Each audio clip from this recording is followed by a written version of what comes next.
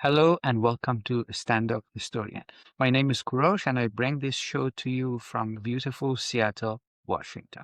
As you know, there is a war against the government of Islamic Republic in Iran, which for most Iranians, this is a war of liberation for Iranians. A few days ago, the supreme leader of the Islamic Republic was killed. The moment he was killed, there was a lot of happiness and celebration on the streets of Tehran and other cities in Iran. And as I was watching, and also I cannot explain how happy I am. I cannot describe the level of my happiness. And other friends that I know, they live in Iran and they also express their happiness. And in fact, they couldn't believe this moment would ever come. In any case, I was thinking back in Persian history, there has been moments that I'm sure people felt the same way as we did in 2026. One of those moments are when Zahak, the very famous serpent-shouldered king that occupied Iran, and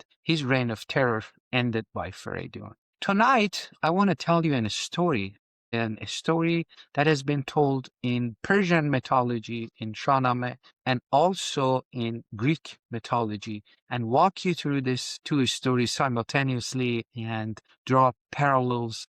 And also, because in Greek mythology, Perseus is considered to be the progenitor of the Persians, Persians, and Persepolis, if you want to find the roots of this name. It's very, very interesting story. So please join me in this journey back to the thousands of years ago when two civilizations lived far from each other, but they developed the same legends and stories. In fact, there are stories that civilizations tell themselves in order to survive. Stories about monsters, stories about tyranny, and stories about the moment when ordinary people rise and they will decide we will no longer live in fear.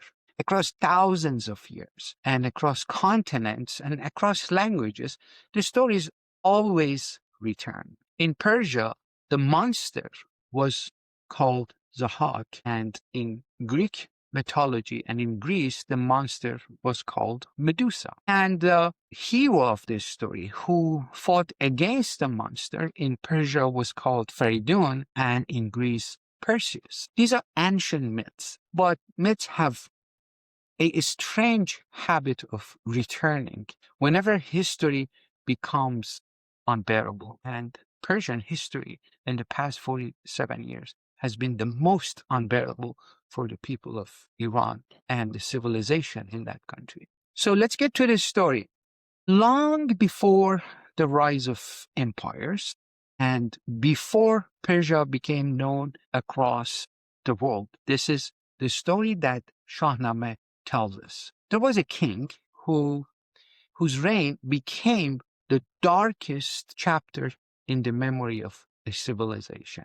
His name was Zahak. The Persian epic Shahnameh, which I have made several episodes about Shahnameh, you can watch those episodes, written by Fereydoun around 977 AD, tells the story of Zahak. Zahak was not born a monster. He became one. And that's very important. According to the myth, the devil himself, which in Persian, ancient Persian religion and dialect, they call him Ahriman, whispered into his ear. I want to, for a moment, pause here and tell you that there are some reports that the supreme leader of Islamic Republic, the one who was killed few days ago, he was not born an evil person, but he became evil when he took over the power in Iran and reigned for a very long time. And it was a reign of terror. So there's always good and then evil comes in. If the person is taken over by the evil, then we have Zahak, we have Khamenie, and we have Medusa. Anyways, let me continue with our story. And what first thing happened was ambition, and then followed by betrayal. Zahak murdered his own father and seized his throne and became the king. But that was only the beginning of Zahak. Ahriman appeared to him again and disguised this time as a servant. He kissed king's shoulders, and in place of kisses, two serpents showed up, and these serpents grew very fast. Every attempt to cut them off, to destroy them, had no results, and they would regrow faster and stronger and threatening Zahak. So this time Ahriman returns again, and he pretends to be a wise man or someone like a doctor. He returned as a physician, and after examining the serpents, he talked to Zahak, and he also told him that the serpents will leave the king alone and won't harm him as long as he kills two young men and make a dish from their brains and feed them, feed these two serpents. So you see, first Ahriman comes in, ambitions, betrayal, killing of his father, and now that he has sold his soul, the next step comes in, and finally we have the serpent shoulder king Zahak. Every morning, two young men were taken from the people and their lives sacrificed to feed the serpents, growing from the shoulders of the king. A nation lived in fear. A nation watched children disappear.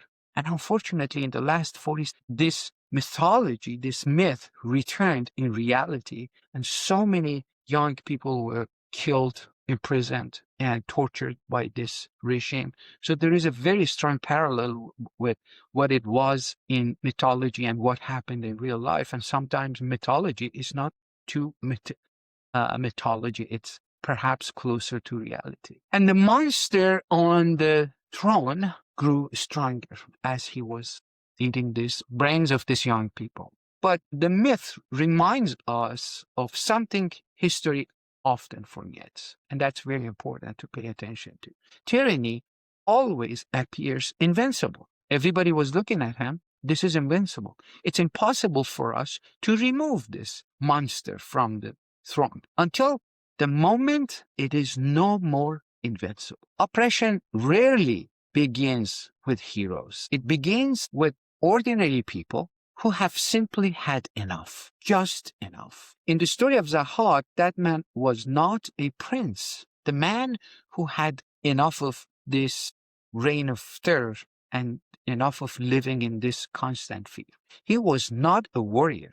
He was a blacksmith. The hero of the story was a blacksmith, and his name was Kaveh. One day, soldiers came to his home, and they had come to take another young wife. In Shahnameh, it tells us that Kaveh had 12 sons, 11 were killed and fed to the serpents, and soldiers came for his last son, and Kaveh this time refused. Something broke inside him. He tore apart the royal decree. He stood before the people and cried out, "How long will we feed our children to the serpent of a tyranny? How long we will feed our children to the serpent of a tyranny?" And in that moment, rebellion was born. For those of you who pay attention to what has been going on, at least last decades in Iran, you have noticed how many times this moment appeared on the scenes, on the streets of Tehran. How long we feed our children to this tyranny. Kaveh took his blacksmith apron, a piece of simple leather, and raised it on a spear as a banner. It became the first flag of resistance. And in Persian culture and history, we know that as Drafsh of Kaviani or Drafsh Kaviani. Drafsh Kaviani became the official flag of Iranians and Persians after that until the fall of Iran in the hands of Muslims and in the Sassanid Empire. Drafsh Kaviani actually existed for many, many centuries. And that's one of the stories behind how the flag was actually created.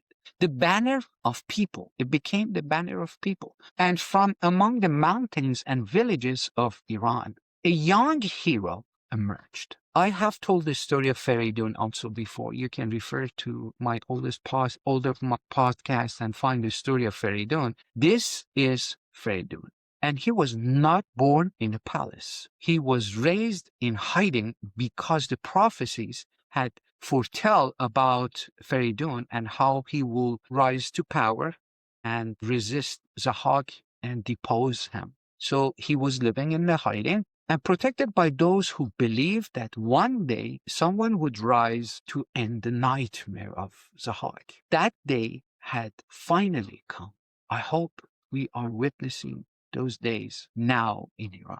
People gathered, the blacksmith raised the banner, and Fereydoun marched towards the palace of Zahak. The Serpent King had ruled for centuries, but when the moment arrived, the tyranny fell. Zahak was defeated, not killed, this is very important, but chained, bound, and imprisoned in the caves of the Mount Damavand. There, Persian legend says he remains. And that's part of our legend, that Fereydoun imprisoned him in caves of Damavand mountain. And this is a reminder that tyranny is never truly destroyed. You cannot destroy tyranny, only restrained by courage of it. Now, let's take a look at Greek myth. Thousands of miles away, in fact, another civilization told a different version of the same story. It's very much the same story. In the world of Greek mythology, the monster had a different form. Her name was Medusa. Once she had been beautiful, but the gods cursed her. Her hair turned to serpents. So you see the serpent returns in this myth as well. Her eyes carried a terrible power. Anyone who looked directly at her eyes turned instantly into stone.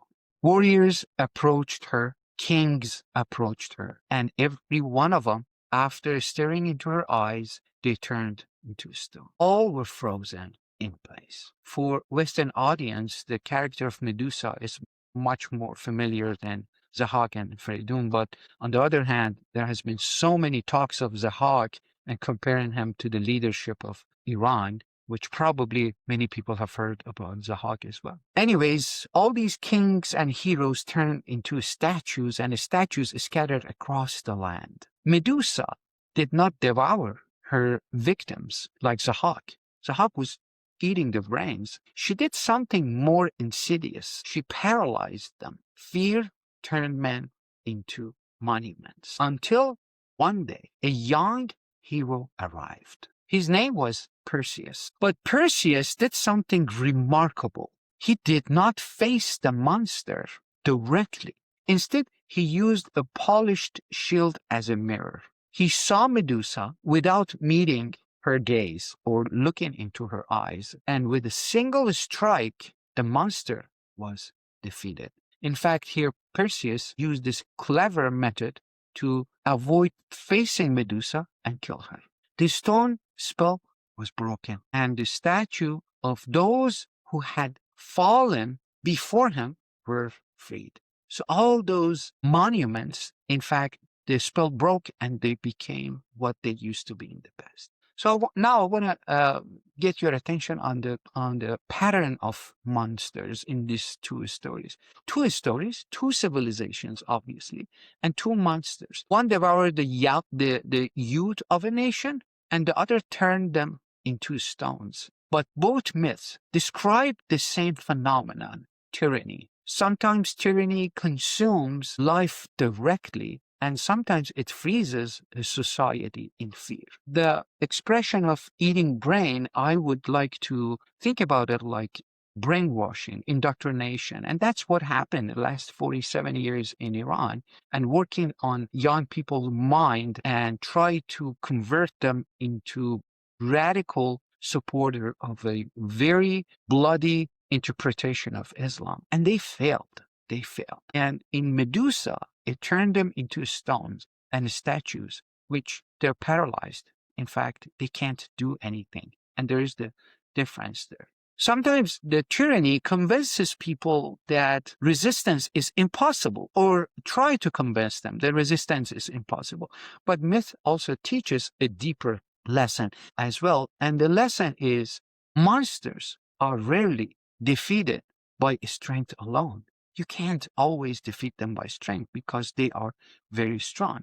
They fall when something awakens in the human spirit: courage, defiance, the refusal to accept that Evil is permanent. In Persia, it began with a blacksmith raising a banner.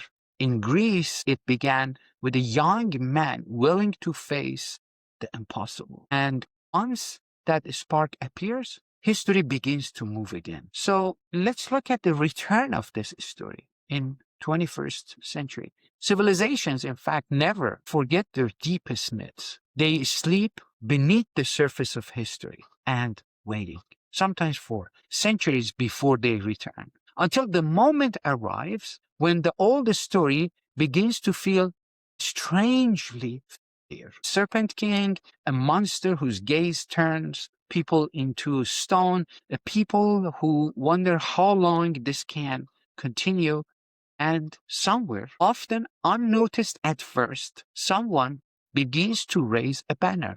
Not always a warrior, not always a hero, sometimes just a blacksmith, sometimes just an ordinary citizen who refuses to bow. Myths tell us something historians often hesitate to say. No monster rules forever. I repeat that. No monster rules forever. Even Zahak eventually meets a Fereydoun, and Medusa eventually meets a Perseus. And every society, in fact, eventually reaches the point where fear loses its grip. Last December, that moment started in Iran when people took on the streets and they demanded their freedom. And the monster that was ruling answered them by bullets and killed nearly 40,000 young, old, man, woman on the streets, ruthlessly massacred them.